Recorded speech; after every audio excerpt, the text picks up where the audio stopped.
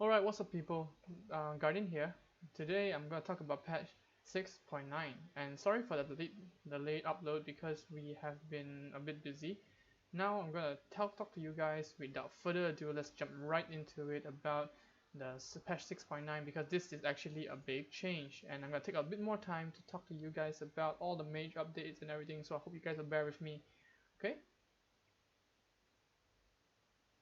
So first, starting up, that's Vladimir. Now Vladimir has a new set of skills, but however, some of the things are still the same.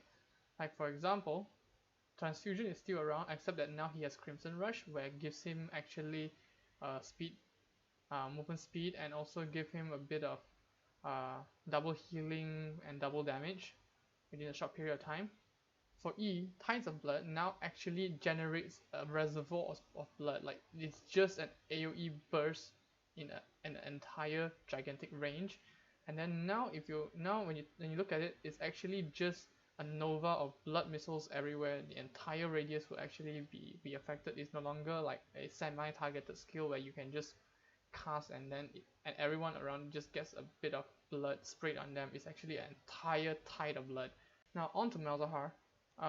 Malzahar's rework is actually kind of drastic because now he has a passive shield. It acts literally as a free Banshee's Veil. The rework for Call of the Void is actually quite drastic, where the mana cost is actually reduced to flat rate 60 mana. The cooldown is reduced to 6, and then everything else is also changed. I hope that you guys can read it. It becomes more spammy now, and also costs less mana, so that now you can actually just spam as much as you can, and probably we can see some support Malzahar maybe, because the ultimate is still the same, and now that the skill is more spammable with lesser mana cost, maybe he's a viable support. Who knows? For W, now it's being changed to Void Swarm, and now it summons a Voidling, and the first time the Voidling attacks a champion, it summons another Voidling, and then after that it summons another Voidling. So when there's 3 or more Voidlings, they gain the Frenzy, which is 50% attack movement speed. The cost is 60 mana, and then now it no longer just prefers to attack champion that Malzahar has basic attack and everything, but it will still help because when you have Malefic Vision, they will still attack the enemies with Malefic Vision on it. And for Cassiopeia, now the updates for the passive is now that Cassiopeia gains 4 movement speed per level, and he can no longer purchase boots. Why? Because she has no legs. Look at that, she has no legs. Ignoring Q for a while, W is more important because this is actually a new skill, Miasma, which Cassiopeia actually sprays an entire arc in front of her right now, no longer just one place. Enemies that are in the cloud are continuously poisoned, and then after that they get grounded, and prohibiting them from using any movement abilities. It means that they are actually just rooted onto the ground. For Twin Fang, now it no longer resets the cooldown to 0.5 seconds upon hitting a poison target. It no longer refunds the mana. However, if a target is poisoned, the Twin Fang deals additional damage, and also it heals Cassiopeia for the damage that was being dealt. And the ultimate remains the same. Okay, one of the biggest changes in this patch actually comes to Zyra, in which now the passive actually has her having seeds sprouting everywhere she is.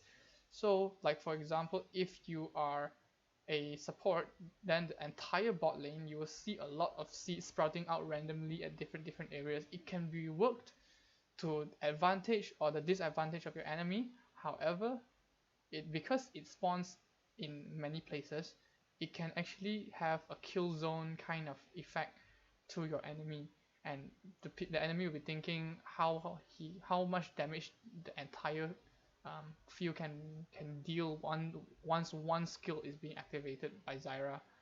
Now deadly spines have the increased rectangle size, no longer in just a straight line, and then also the growth of the plants now is slightly outside of the damage area, which is actually quite complicated when you think about it, because some people cannot actually gauge how big is the area of influence of the overgrowth. However, it is also good to know that it is actually really huge. I've seen the patch preview and everything, and we actually know we know how big the area of influence actually is. I wonder if they will get nerfed, but who knows, they might. Hopefully Zyra support will be even stronger because of this, or Zyra mid will be even more viable now. Okay, Brand has one of the more damage increasing kind of buff, where now the latest update says that, for example, if you land 3 skills on an enemy, you will have a detonation where it will actually deal extra 1 more damage onto the enemy. Even though there is no changes for the next 3 skills, for the ultimate there's actually a very strong buff where it says now it prioritizes the detonating blaze on the champions, which means that Pyro doesn't now prioritize champions that are within 2, 1 and 0 stacks rather than 3 in an attempt to trigger the detonation. For example, if you have 3 stacks on an enemy already, they won't try to jump to the 3 stack, it will instead jumps to 2, 1 and the 0 target, which means that now the damage can be evenly spread out and the pyroclasm doesn't really randomly jump to enemies that are too near.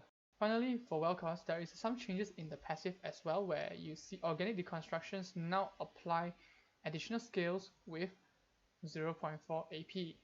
Okay, for the ultimate, deconstruction rays actually now deal more damage if the enemy has been deconstructed.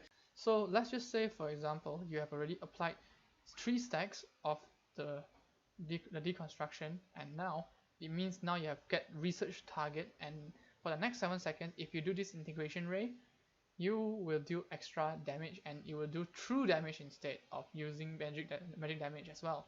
This is very strong and very threatening, so be careful of white lasers in the rift. For some of the minor changes for the mage update, you will be able to see some of the changes here and that I will not be covering because these are minor. If you wish to play any of this champion right now, this is actually important for you to note, because some of the changes may be for the Q, some of the changes may be for the passive, and some of the changes may be for the ultimate. So by having to know all these things, you'll be able to understand how the new mage system works now. Okay, here's what everyone's been waiting for: the Hextech series items. The Hextech item series is actually all the Hextech items that can be generated from the Hextech Gunblade itself. For a lot of mages, the Hextech series has always played an important role because that's the only way they have gotten their HP back.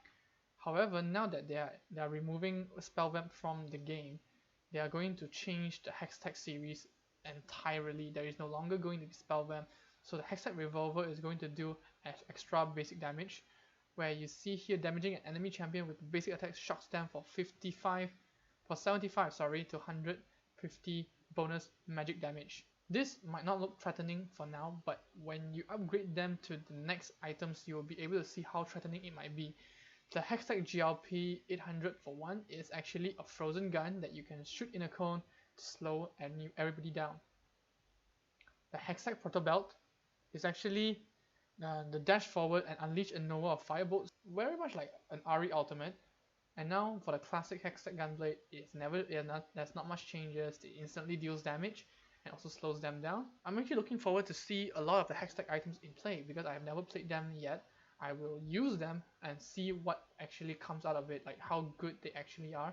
I'm sure that a lot of people who will play Malphite again to use Hextech Proto Belt, or use it for Ari as well to get an extra dash, because now if you're counting Flash, Ari has 5 dashes, and using the Hextech Proto Belt is actually going to hurt a lot of people a lot. For the jungle bosses now, I will quickly run through the Elemental Dragons, because right now there is no longer going to be the dragon stacks. There will be different dragons that will grant different bonuses to the team. The Mountain Dragon, first of all, actually increases turret damage and epic monster damage, and it actually augments your ability to take objectives. So this is actually a very objective based dragon. So if you are looking to take a lot of objectives, you are looking to take the Mountain Dragon.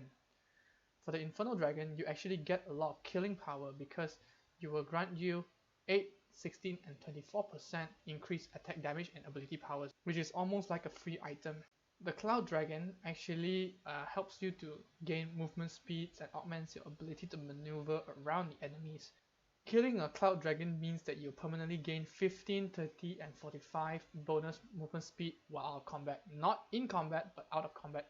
For the Ocean Dragon, this is more for the tanky plays, because Now, slaying the Ocean Dragon will permanently provide you a regeneration effects, restores 10% of your missing health and mana for every 18, 12 to 6 seconds, which is very good if you're looking for a very tanky playstyle and a very tanky team composition. And for the Elder Dragon, in the late game, you'll be able to see him and kill him at the 35-minute mark. For killing the Elder Dragon, for the next 120 seconds, you actually get basic attack and spell burn that will burn the target for 45 plus 45 per stack of elemental drake debuff over 3 seconds.